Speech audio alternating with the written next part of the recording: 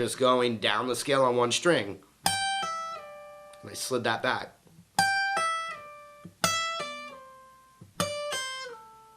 So knowing your minor pentatonic on one string, besides the extensions, is extremely helpful.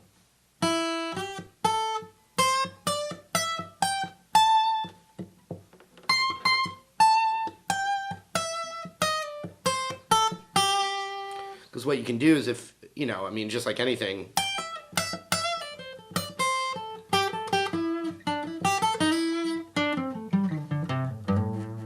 Okay?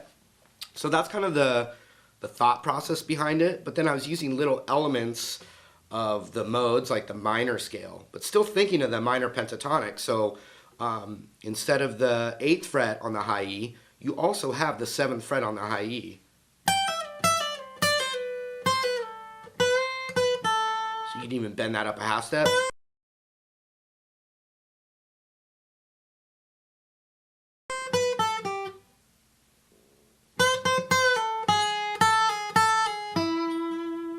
And when I went to like the 4th fret on the high E, that's one little part that's out of the scale, and that is coming from actually what's called the harmonic minor scale. But I wasn't using that in the actual solo, just that classic.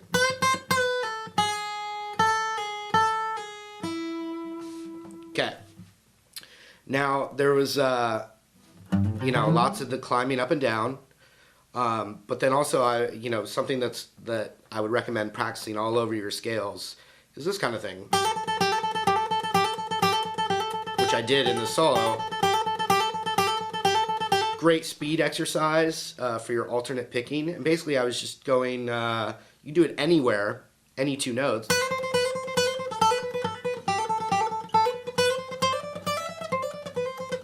Just little rhythmic patterns, you know. But so I was going 8 to 10 on the B string. So I index on the 8th, picked, hammered, and then alternate picked.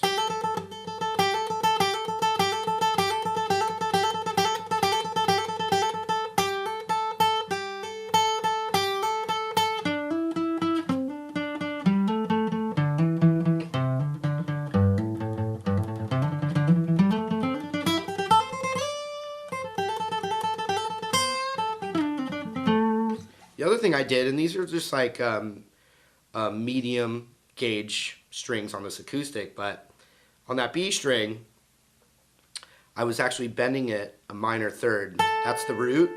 I was bending it all the way up to the tone that would be on the 13th fret.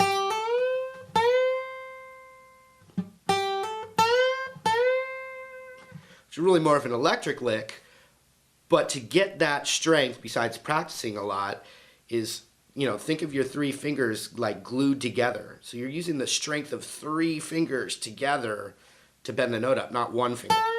And it's really hard to do with one finger. All 3 of them planted down, glued together. Power of 3. Voltron. Read between the lines. No, just kidding.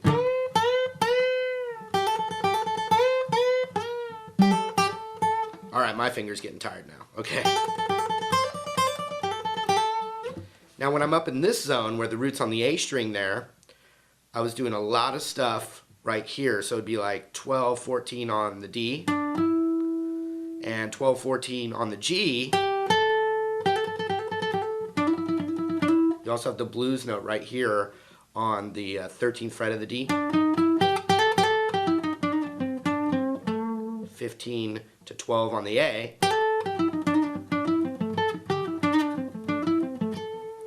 But lots of this little box stuff going to a double stop right here.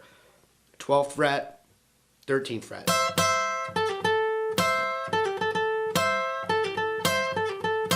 And I find when you're doing acoustic guitar solos, double stops really are cool. I always try and get some kind of double, meaning like a 2-note thing.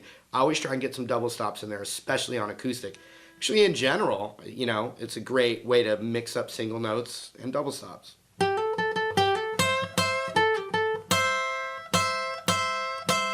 I kind of nudge my middle finger there. Not too much.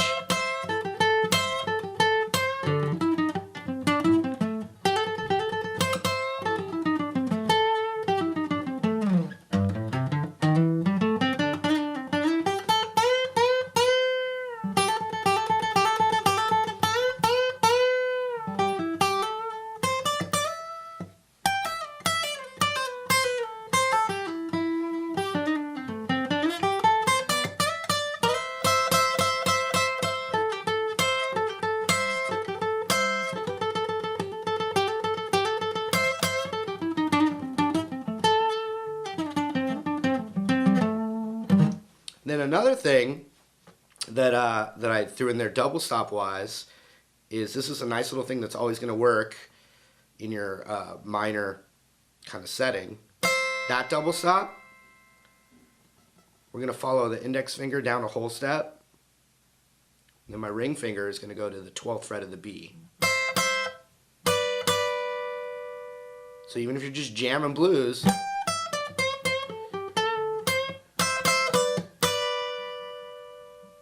gives you a more minor sound than blues, which we like. We like to mix all our tools up. Good news, we can just do the exact same thing a whole step down.